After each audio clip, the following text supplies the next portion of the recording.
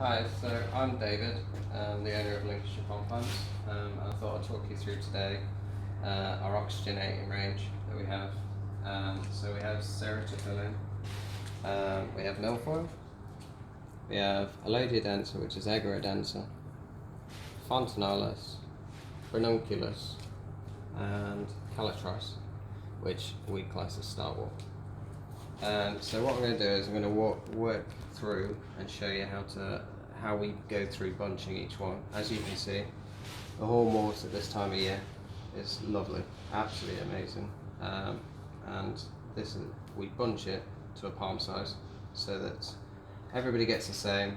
And I know every single bunch that everybody gets is very personal to them, but we do our best to try and make every single one a decent bunch. So that is our bunch. They do need a bit of a rinse when they come to you, but everything is dipped and we try and remove every bug we can. This is milfoil, so this one is lovely and fluffy. So this one is 5 strands, so we work it out to 5 strands, and that should be in every single bunch. Lead around the base so that you can drop it in. The problems that we do have with this, it can go darker in the post if it gets warm. You can get leaf loss, so if it gets warm you may lose some of the base leaves. It does thin itself out, but it will come back very strong. It's a native plant, and it's a very fast grower. So it's 3 to 4 per square metre. Here we have what we're classing as Alodia densa. That was for a transition for the band's the band non-native plant of Alodia crispa, Lagrifer major. We use Egra densa. We tried and tested Egra densa during the 2 years that we could sell Lagrifer major.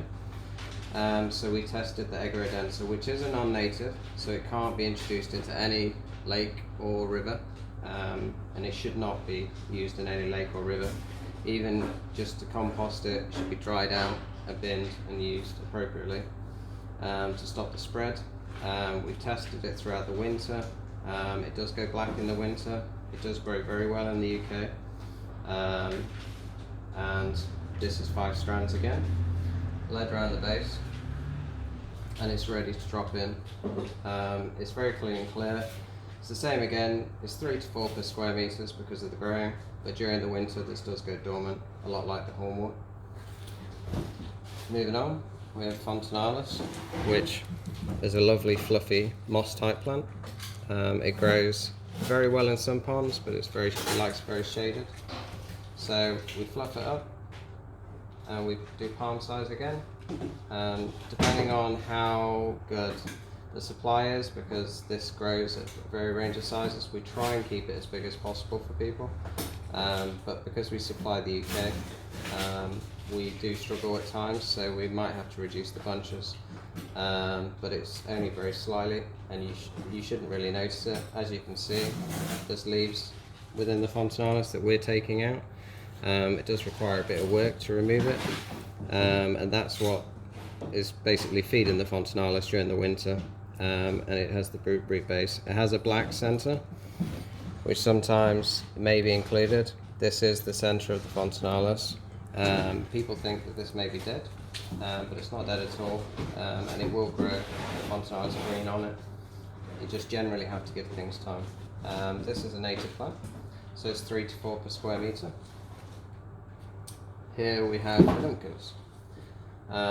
We do suffer, this is a plant that does suffer with the heat, so we try and package it. It's picked very fresh. We take it off from the knuckles, and we do 5 strands again. As you can see on this one, which is perfect. From the knuckles is where you get your root system. The leaves themselves, they can go black, and if they get heat they do go black, but again from the knuckle you'll get fresh green growth. You can remove the black before sticking it in the pond if it has gone black, but it will come back. You just need to, well, we led it around the base row, and we should never send any of this out, non-weighted. The only difference that you've got is, this is river-based farmed, so it's lovely and long. When you put this in a pond, the stickles or the hairs, they grow very short. So it does look very similar, but a lot smaller. And it does have white flowers as it gets to the surface, so people do love it for that. It is again a native, and it's 3 to 4 per square metre. Moving on, we have Starwort. So Starwort itself is it's a lovely green plant. It sits on the surface, and all of these here, they look very pretty. It looks like a little bushed area in the water. So what we do is we'll work it from the centre, work it down. So we've got some root and we've got the plant itself. The plant takes a bit of time to re-establish, so don't be afraid that it might look like it's perished, but it's a very hardy plant, and it can survive for just one single strand. It is a 3 to 4 per square metre, and it is again a native plant. And other than that, that's the array of oxygenators that we have for ponds. We do have a few others which are ballads, so they're twisted spirals and things, and glandifolius, which is red, but these are the ones that if you want them to work, you want to work in the pond without replacing them on a yearly basis, then these are the ones that you would need, but you do need to trim them back. Thank you very much.